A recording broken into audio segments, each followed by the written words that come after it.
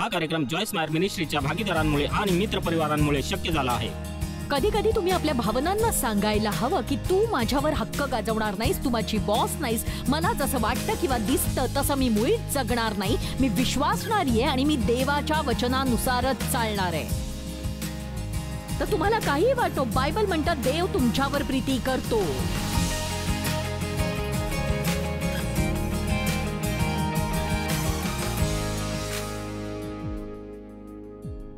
माझं शोषण होत असतानाच मी वाढले आणि मला वाटायचं माझं काय चुकतंय, माझं काय चुकतंय, माझं काय चुकतंय, माझं काय चुकतंय. मला वाटायचं चूक माझी आहे. मला आश्चर्य वाटेल जर इथे कोणी असेल ज्याचं त्याच्या लहानपणी लैंगिक शोषण झालंय आणि त्याला वाटलं असेल माझं काय चुकतंय, माझं काय चुकतंय. कोणी आहे का असं? आहे इथे? बघा, तुमचं काहीच चुकत नव्हतं, तर जी व्यक्ती तुमच्याशी असं वागत होती तिचं चुकत होतं.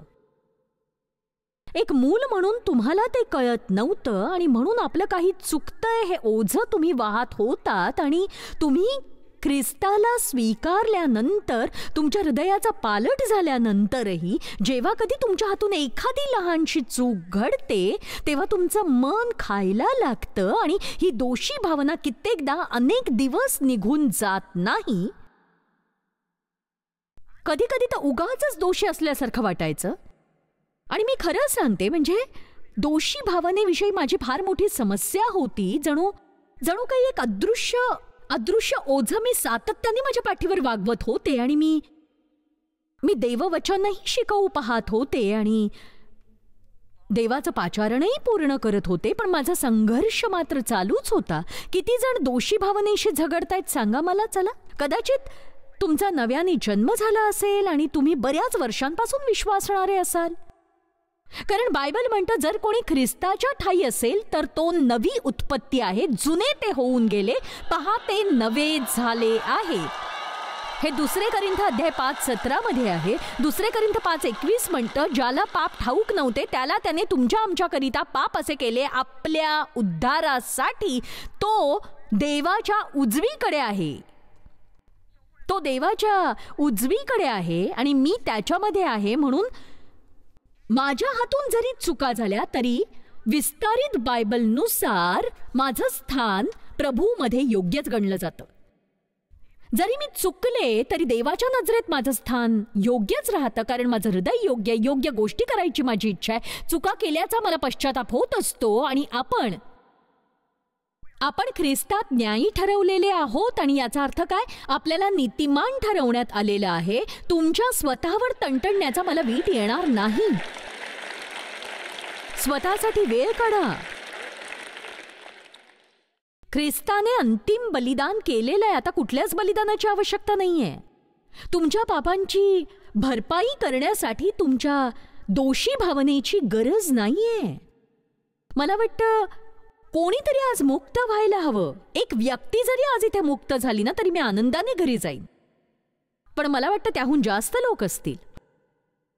तर मला एक घटना आठवते. मी एकदा शॉपिंगसाठी गेले होते, नेहमीप्रमाणे दोषी भावनेचं ओझं घेऊन, आणि पार्किंगमध्ये मी माझी गाडी अगदी शेवटी पार्क केली होती आणि मी दयनीय चेहऱ्याने चालले होते. आणि बघा, जर तुम्हाला स्वतःविषयी वाईट वाटत असलं ना, तुम्ही स्वतःला बढवायला हवं.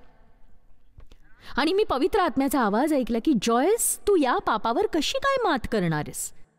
माझ्याकडे उत्तर होतच. मी म्हटलं, ख्रिस्ताने माझ्यासाठी जे बलिदान केलं त्याचा मी स्वीकार करीन. आणि लगेचच पवित्र आत्मा मला म्हणाला, ओ आणि हे कधी करणारेस बरं तू? किती जणांना वाटतं येशू तुमच्यासाठी मरण पावला? किती जणांचा विश्वास आहे त्याने तुमच्या पापांची किंमत मोजली? ठीक आहे, मग त्याचा स्वीकार करून तुम्ही स्वतःला क्षमा कधी करणार आहात? चला, कोणीतरी आज मुक्त व्हायला हवंय. काही जण 10 वर्षापूर्वीचं ओझं आजही वागवतायत. 10 वर्षापूर्वी केलेल्या गोष्टींची खंत त्यांना आजही वाटतेय. तुमचं किंवा देवाचं काहीही भलं होत नाहीये. आमीन. एक सांगू, देव काय म्हणाला ते? जॉयस, जर तुझी काही हरकत नसेल तर कृपया पुढे होऊन माझ्या बलिदानाचा स्वीकार करशील का? कारण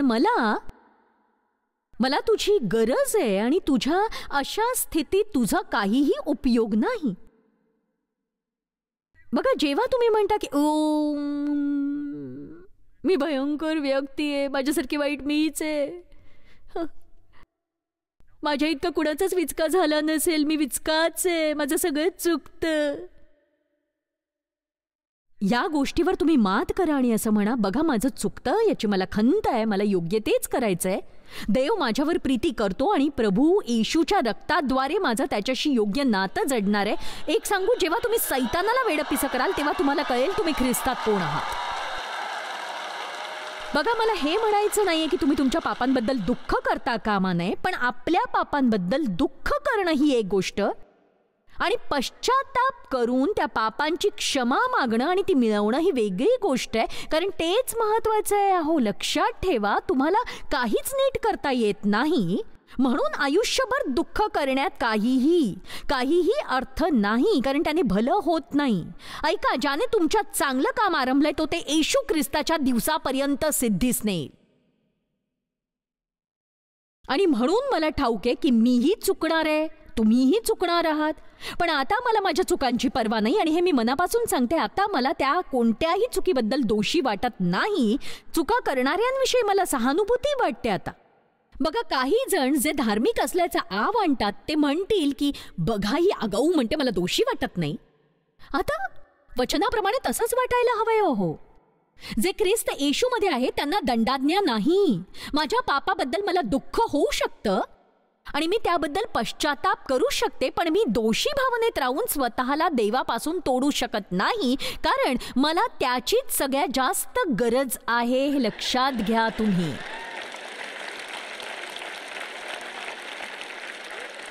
एक सांगू, मला हे सांगणं रुचत नाही की देव तुमच्या वागण्यामुळे चकित नाहीये.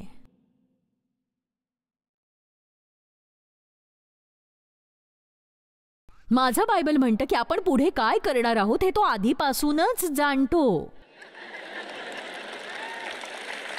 तो यिर्मयाला काय म्हणाला, तुझ्या आईच्या उदरी तू हे संभवण्यापूर्वीच मी तुला जाणतो. आणि लक्षात ठेवा, जेव्हा देव म्हणतो मी तुला जाणतो, तेव्हा तो तुमचं नाव नाही जाणत, तो तुम्हाला जाणतो.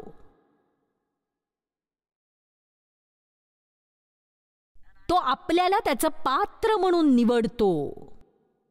आपण कितीही चुका केल्या तरी देव त्याचा उपयोग करतो सतत. आणि म्हणूनच बायबल म्हणतात, ज्ञान्यांना लाजवावे म्हणून तो असं करतो आणि त्यांना तो नम्र आणि उपयुक्त करतो. आणि जे कचरा आहे त्यांचा देव उपयोग करतो. ज्यांना जग कचरा म्हणून फेकतं त्यांना देव उपयोगात आणतो. आमेन. जे काही मी करत होते ते किती उपहासात्मक होतं हे तुम्हाला अजिबात कळणार नाही. म्हणजे 15 वर्ष लैंगिक शोषण, त्यानंतर जी पहिली व्यक्ती आयुष्यात आली तिच्याशीच लग्न केलं मी, कारण कुणालाच मी नकोय असं मला वाटायचं. त्यानंतर 5 वर्ष अतोनात छळ, कॉलेजला जायची इच्छा होती पण नाही जाऊ शकले कारण मला माझ्या बापाच्या घरातनं बाहेर पडायचं होतं, एखादी नोकरी मिळवायची होती, बाहेर पडायचं होतं, स्वतःच्या पायावर उभं राहायचं होतं, कोणी माझा गैरफायदा घेऊ नये म्हणून. आणि माझ्या शिक्षकांनी ते ओळखलं आणि माझ्यासाठी पत्रकारितेच्या शिष्यवृत्तीचा प्रयत्न त्यांनी केला. पण काय झालं बघा, हे सगळं शिक्षण मी नाही घेऊ शकले आणि तरीही मी 135 पुस्तकं लिहू शकले.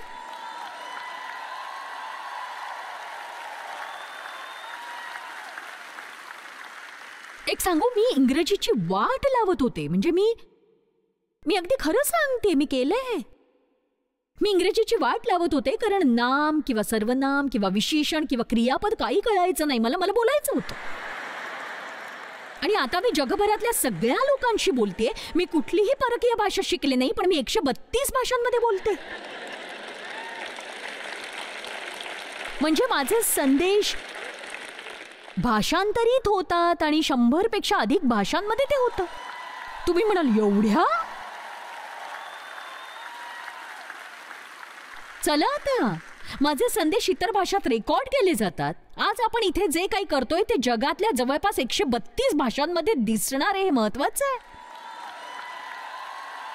तर जे मी तुम्हाला सांगण्याचा प्रयत्न करतेय ते हे आहे की सैतानाने माझ्यापासून जे जे हिरावून घेण्याचा प्रयत्न केला ते ते देवाने मला अनेक पटीने दिलं आणि मी तुमच्यासाठीही तेच करणार आहे हे लक्षात घ्या तुम्ही. मी नक्कीच करीन ते तुमच्यासाठी. आमेन. हालेलुया. पण हे तुम्ही समजून घ्या की जोवर मी माझ्या दोषी भावनेवर मात केली नाही तोवर काही घडलं नाही. कृपया हे नीट ऐका. मला जे वाटतं ते माझ्या हातात नाही. खरंय ते, पण त्यावरही एक उपाय आहे. आणि तो काय आहे? तो काय आहे ते सांगते. कदाचित मी लक्षावधी वेळेला म्हणाले असेन की मी ख्रिस्तामध्ये देवाचं नीतिमत्व आहे. आणि मी हे आजही रोज म्हणते, मी ख्रिस्तामध्ये देवाचं नीतिमत्व आहे. आणि मी असंही म्हणते, मला काय वाटतं याची मला पर्वा उरत नाही. मी दोषी नाही हे मी जाणते. बऱ्याचदा तुम्ही आपल्या भावनांशी बोलायला हवं की तू माझ्यावर हक्क गाजवणार नाहीस, तू माझी बॉस नाहीस, मला जसं वाटतं किंवा जसं दिसतं तसं मी जगणार नाही, मी विश्वासणारी आहे, मी देवाच्या वचनानुसारच चालणार, तुला काहीही वाटो. बघा, बायबल म्हणतं की देव तुमच्यावर प्रीती करतो, तुम्हाला काहीही वाटो. बायबल म्हणतो देवाची तुमच्यासाठी चांगलीच योजना आहे. देवाची तुमच्या जीवनासाठी चांगली योजना आहे. चला आता आपल्या मुखानं देवाशी सहमती दाखवा, सैतानाशी सहमत होणं थांबवा, म्हणजे आपल्या जीवनात महान गोष्टी घडताना पाहाल तुम्ही. देवाचा विसावा अनुभवण्यासाठी प्रत्येक गोष्ट करणं फारच फारच अद्भुत आहे. पण तुम्ही स्वतः तो विसावा अनुभवायला शिकला नाहीत तर तुमच्या जीवनातल्या इतर गोष्टीतही तो अनुभवता येणार नाही. हो, मी ते औच ऐकलंय जे मागून आलंय. इथे असलेल्या किती जणांना स्वतःची घृणा वाटते मला माहित नाही. बघा, माझंही असं होतं, एकेकाळी मला माझं व्यक्तिमत्व आवडत नसे. मला वाटायचं मी खूप पुरुषी आहे. मला माझा आवाज आवडत नव्हता.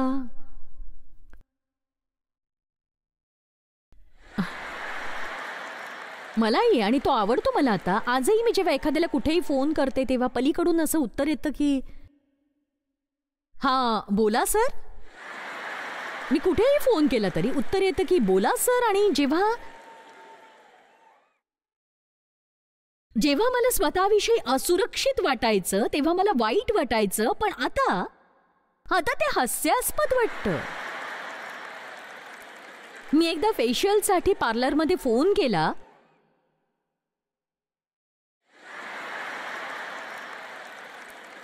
तर ती स्त्री मला म्हणाली, तुमच्या चेहऱ्यावर केस आहेत का हो?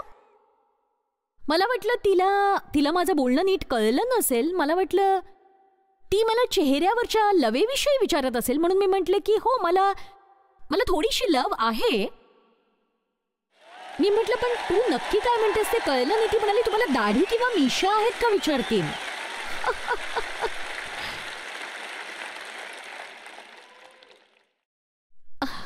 आणि बघा, स्वतःविषयी वाईट वाटून घेण्यापेक्षा अशा प्रकारच्या गोष्टींमुळे मनसोक्त हसता आलं तर ते अद्भुत नसेल का सांगा. मला वाटतं देवाने मला जो आवाज दिला ते बरंच झालं, कारण पुष्कळ माणसांना एका बाईचा कर्कश आवाज ऐकायला आवडला नसता. म्हणजे जर मी इथे उभी असते आणि असं म्हटलं असतं की प्रभूची स्तुती असो, जय ख्रिस्त, हालेलुया. बघा,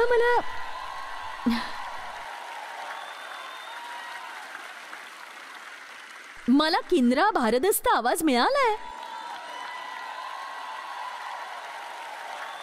मला इथे एक गोष्ट सांगायची आहे. म्हणजे शिकागोमध्ये मला बोलण्यासाठी बोलावलं असताना तिथल्या पार्किंग लॉटमध्ये आम्ही गाडी पार्क करत होतो. तेवढ्यात एक मनुष्य त्याच्या मोटरसायकलवरून आला, असा छान रुबाबात, हार्ली हॉगवरून, आणि त्याला पोनीटेल बांधला होता. त्याने दाढी होती, अंगभर चामड्याचे कपडे घातले होते. आणि त्याने मला ओळखून असं म्हटलं की हे, मला तुम्हाला एक गमतीशीर गोष्ट सांगायची. तुम्ही स्त्री आहात हे कळण्याच्या 6 महिने आधीपासून मी तुमचं ऐकत होतो.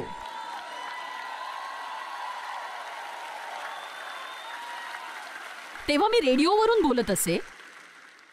तो म्हणाला, मी एका बाईच्या तोंडून संदेश कधीच ऐकला नसता, पण तुम्ही एक स्त्री आहात हे कळण्यापूर्वीच माझं जीवन बदललं होतं. मी ते नाकारूच शकलो नव्हतो.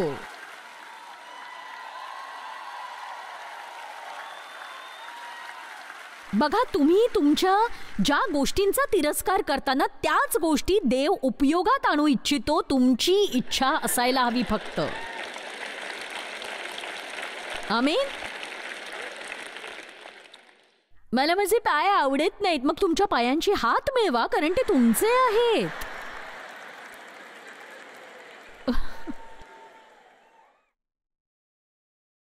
बघा, मी ठरवलंय की मी यापुढे स्वतःशी लढणार नाही. देवाला माझ्यात जो काही बदल आणायचा आहे त्यात मी खुश आहे. आणि देव ते जाणतो. तो तुमचं मन जाणतो, तो माझं मन जाणतो, तो मला फार प्रिय आहे. प्रभू येशू ख्रिस्तासारखा परिपूर्ण, दोषरहित आणि पापरहित जीवन जर मला जगता आलं तर मी धन्य होईन. पण एक सांगू, मला हे ठाऊक आहे की असं होणं शक्य नाही, कारण मी परिपूर्ण असते तर गर्वाने फुगल्यामुळे देवाने माझा उपयोग केला नसता.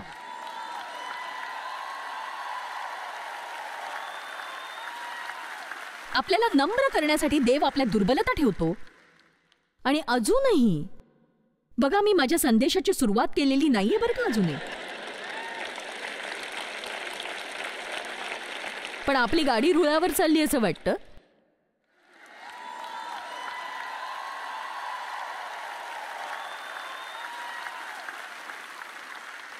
तुम्ही स्वतःबरोबरचं युद्ध थांबवावं असं मला वाटतं. आणि सैतान तुम्हाला पुन्हा वळू देईल या भ्रमामध्ये राहू नका. नक्कीच नाही, कारण तो येईल. पण ख्रिस्तामध्ये ख्रिस्तामध्ये ख्रिस्तामध्ये ख्रिस्तामध्ये आपल्याला सर्व काही मिळालंय. आपण स्वतःमध्ये काहीच नाही. तुम्ही ही गोष्ट जेव्हा लक्षात घ्याल तेव्हा देव तुमच्याद्वारे महान कार्य करील. महान. चला, तर मला वाटतं आपण एका मिनिटात वचनातून आणखीन काही गोष्टी पाहणार आहोत. परंतु जर तुम्हाला देवाच्या विसाव्यात प्रवेश करायचा असेल तर देवासाठी उभे राहा. मी प्रार्थना करीन. आणि हे खूप सुंदर आहे.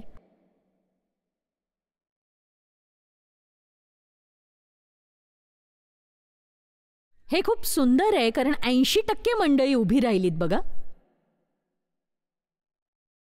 ओ, हे खूपच छान आहे, खूपच छान.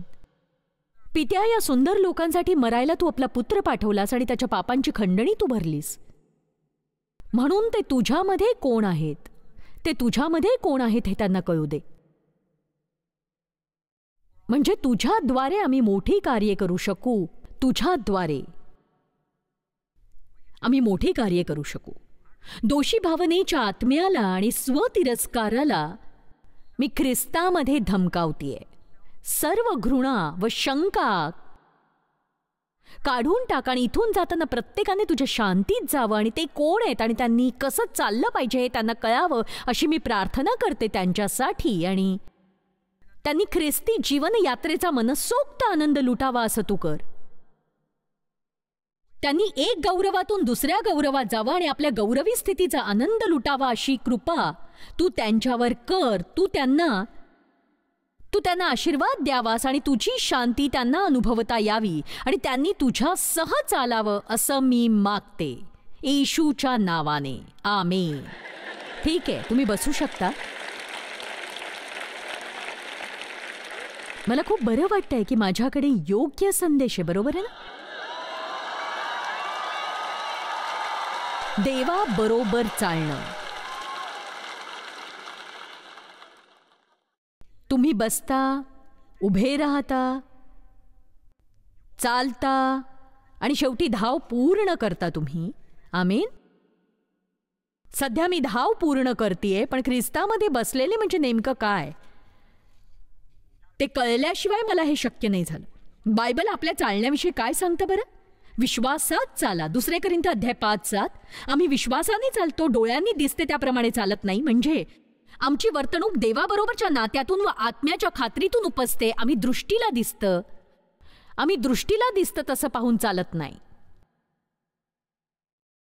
मला विश्वासाविषयी खूप काही सांगायचं होतं, पण ठाऊक नाही सांगता येईल का. मात्र आपल्याला प्रीतीत चालायचंय. आणि माझ्यापुरतं बोलायचं तर पहिल्या 2 गोष्टी आपल्या सगळ्यांसाठी महत्त्वाच्या आहेत. म्हणजे प्रेषित पौल सुद्धा आपल्या एका पत्रात म्हणतो की प्रत्येक गोष्टी मागील हेतू हा आहे की आपण विश्वासाने चालावं आणि सदैव देवाच्या प्रीतीत राहावं. विश्वास प्रीतीद्वारे कार्य करतो. गलतीकरांस अध्याय 5 वचन 6. देव आपल्यावर प्रीती करतो हेच ठाऊक नसेल तर आपला विश्वास आपल्याला चालवण्या एवढा बळकट असणार नाही. आणि इतर लोकांबरोबर प्रीतीने चालणं हे खूप महत्वाचं आहे. ज्यांनी तुम्हाला दुखावलंय त्यांना क्षमा करा. त्यांच्याशी दयाळूपणाने वागा. त्यांच्याशी चांगलं वागा. त्यांच्या उत्तम गोष्टींवर विश्वास ठेवा. गरजूंना मदत करा. आशीर्वादासाठी प्रार्थना करण्यापेक्षा आशीर्वाद बनण्यात जीवन खर्च करायला लागा आणि ख्रिस्तासारखं चाला.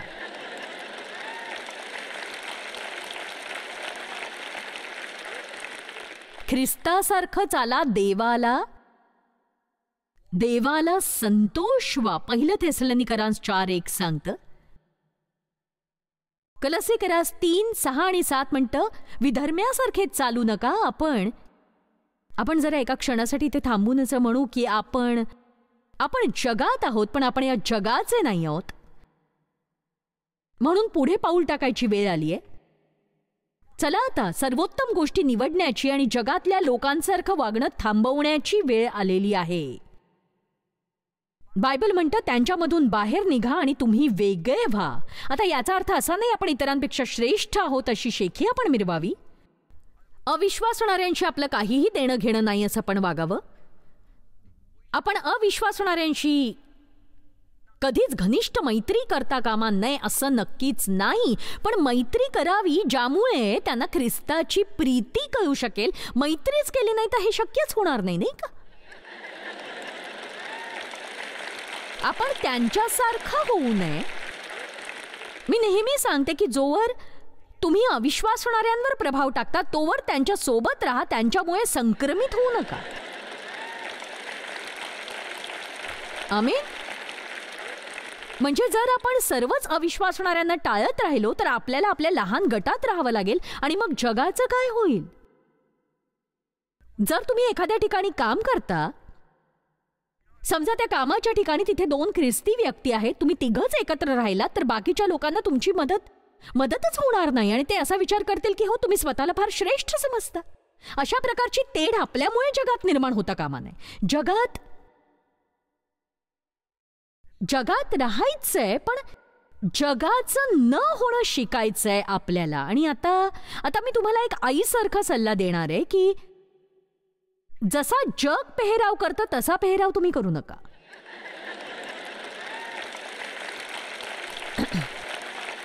एका मिनिटासाठी थोडं स्पष्ट करून सांगू का? स्त्रियांनो जगाला तुमचं दर्शन,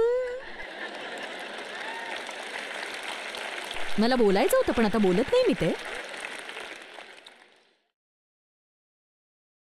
तुमचे कपडे इतकेही तोकडे नसावेत की पाहणारा अवघडूनच जाईल आणि तुमचे कपडे इतकेही तंग नसावेत की पाहणाऱ्याचं काळीच त्याच्या तोंडात येईल. क्षमा करा पण काही लोकांना हे सांगायची खरंच खूप गरज आहे. त्यांना ते कळत नाही. अहो पण ही सध्याची स्टाईल आहे हो. नाही, आपला पेहराव भक्तिमान स्त्रियांसारखाच असला पाहिजे आणि याचा अर्थ चांगले कपडे घालायचेच नाहीत असा नाही. तुम्ही फॅशनेबल असा पण तुमच्या अवतीभवतीच्या पुरुषांना मोहात पाडण्यासाठी नव्हे. चला आता कुणीतरी हे सांगायलाच हवंय.